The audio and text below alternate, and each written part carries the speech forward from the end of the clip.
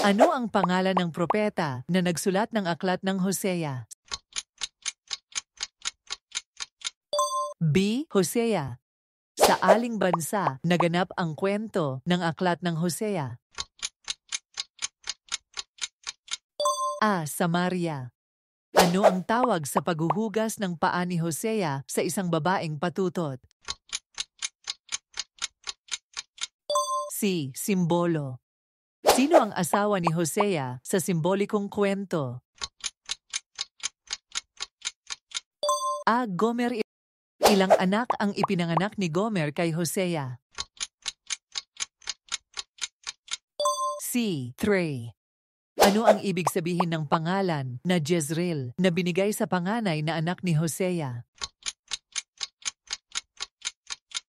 B. Binhi ng kaluwagan. Ano ang pangalan ng pangalawang anak ni Hosea? A. Lo-ruhama. Ano ang ipinapahayag ng pangalawang anak ni Hosea sa pagkakaroon ng impluensya sa pagpapahayag ng Diyos?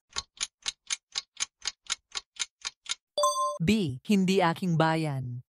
Ano ang kahulugan ng pangalan ni Lo-ammi, ang pangatlong anak ni Hosea?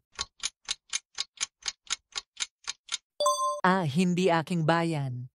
Ano ang pangako ng Diyos sa huli tungkol sa kanyang bayan sa aklat ng Hosea?